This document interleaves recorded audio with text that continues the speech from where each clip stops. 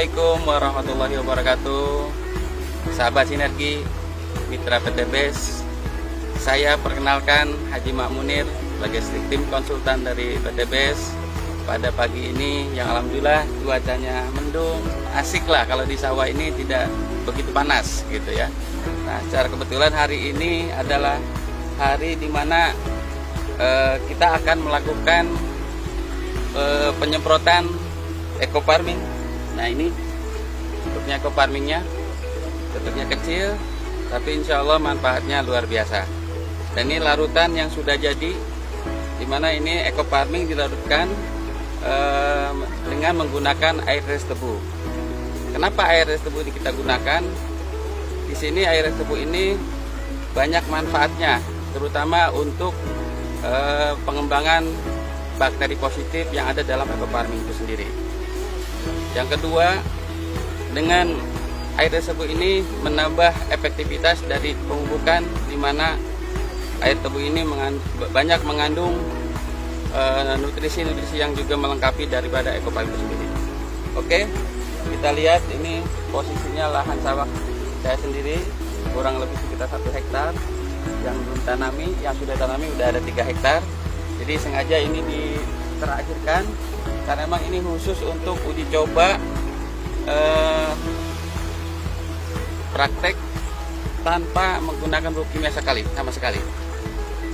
Oke, sebelum kita masuk kepada penjelasan lebih lanjut, saya jelaskan juga bahwa di sini tanah yang layak ataupun yang pas digunakan untuk penyemprotan adalah seperti ini, dimana posisinya macak-macak, jadi tidak tergenang air, tapi di sini posisinya tanah itu benar-benar kelihatan, dan memang sasarannya juga untuk tanah. Adapun untuk dosis yang kami gunakan ya untuk sasaran lahan, yaitu untuk luasan 1 hektar untuk padi itu 6 tub atau 6 liter.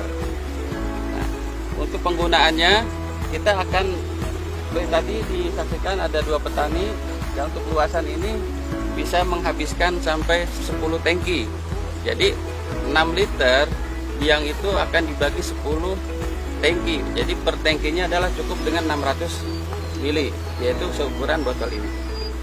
Nah, untuk proses penyemprotan di awal kenapa harus dilakukan?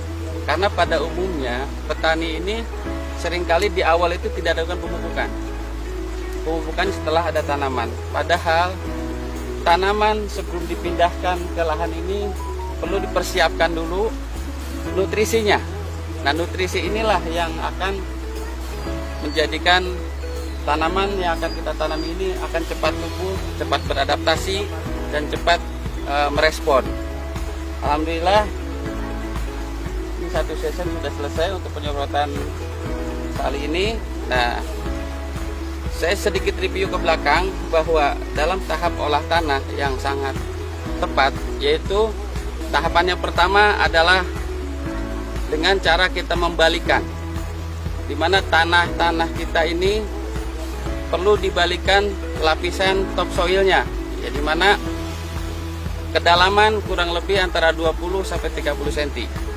Nah, setelah dilakukan pembalikan, dibiarkan dulu kurang lebih 1 minggu biar udara atau oksigen bisa berinteraksi dengan tanah. Setelah itu baru dilakukan penggemburan atau pencacahan dari tanah tersebut sehingga menjadi gembur, dan biarkan kurang lebih 1 minggu juga, dimana posisinya tetap masih dalam tidak tergenang. Dan terakhir yang ketiga yaitu dengan penambahan bahan organik. Nah, ini tanah ini kebetulan sudah dilakukan pemberian bahan organik di minggu ketiganya, dan ini sangat penting bahan organik ini karena eco farming ini mengandung bakteri-bakteri yang diantaranya adalah bakteri pengurai bahan organik. Nah, bahan organik ini sebagai nutrisi yang alami yang nantinya akan diproses ulang oleh bakteri-bakteri yang ada dalam eco farming ini. Dan yang terakhir adalah setelah pemberian organik, biasanya petani dilakukan pengapuran, tapi di sini tidak dilakukan karena di sini sudah ada mengandung unsur dolomit ataupun magnesium dan kalsiumnya. Dan terakhir adalah setelah kita lakukan bahan organik, yaitu dengan sistem kita pelumpuran, dan pelumpuran ini sampai kurang lebih 1 minggu, dan 1 minggu kemudian kita biarkan air itu dikeluarkan atau dialirkan sehingga tanah itu akan keluar bunga-bunga cacing yang seperti kita saksikan bersama. Nah, bunga cacing ini menunjukkan bahwa tanah ini sudah siap untuk ditanami. Oke, itu saja barangkali berkaitan dengan tata cara pengolahan tanah yang baik atau yang sempurna, di mana olah tanah ini sangat menentukan kedepannya berkaitan dengan tanaman yang akan tumbuh di atasnya. Tentunya di sini selain olah tanah, pemberian pupuk dasar itu juga lebih penting. Pupuk dasar dengan menggunakan ekofarming ini, insya Allah secara bertahap, selain pH itu menjadi normal, juga tanah akan menjadi subur. Untuk aplikasi tahap kedua, di mana aplikasi tahap kedua ini posisi tanaman sudah berumur 14 hari. Seperti biasa tadi sudah diterangkan bahwa ekofarming ini ada beberapa tahapan. Tahap yang pertama untuk sasaran tanah, dan tahap kedua adalah untuk tanaman. Sasaran untuk tanaman itu dibagi menjadi 4. Yang pertama yaitu umur 14 hari, dan yang kedua umur 28 hari, dan yang ketiga umur 42 hari, dan terakhir 56 hari. Kali ini kita lihat tanaman ini sudah berumur 14 hari. Jadi pada saat ini saat yang tepat untuk dilakukan penyemprotan ekofarming. Ambil contoh, ini adalah varietas Pari 32 yang dimana umurnya adalah dari mulai sebar atau semai itu kurang lebih sekitar 120 hari. Nah, kita tahu bahwa siklus tanaman padi itu dari mulai semai sampai panen itu 120 hari, dimana itu dibagi menjadi dua tahapan atau fase. Fase yang pertama adalah fase vegetatif, dan yang kedua adalah fase generatif. Nah, fase vegetatif ini adalah fase di mana tanaman padi itu akan berkembang mulai dari satu batang ketika ditanam sampai terus berkembang sampai puncaknya di mana nanti akan tertutup rapat. Nah, waktu vegetatif ini dibatasi umurnya biasanya separuh dari umur tanaman itu sendiri. Jadi kalau misalnya tanaman itu berumur 120 hari, berarti umur vegetatifnya itu dimulai dari angka 1 sampai 60 hari dihitung dari semai. Nah, untuk tahapan penggunaan ekofarming, di mana fase vegetatif itu diantaranya pada umur 14 hari dan umur 28 hari dan 42 hari dari tanam. Kalau kita hitung mundur, nah, kalau misalnya semaian itu adalah umur yang ditanam misalnya umur 25 hari, ketika umur 60 tinggal ditambahkan 35. Jadi hitungannya bahwa untuk masa vegetatif ini kalau kita hitung dari tanam, 2 aplikasi yang mungkin bisa dilakukan, yaitu umur 14 hari dan 28 hari. Di sini adalah puncaknya masa vegetatif di mana tanaman akan tumbuh berkembang, jumlah anakan makin banyak. Ini pada umur 14 hari ini anakan masih sedikit, ya kurang lebih sekitar ada 6.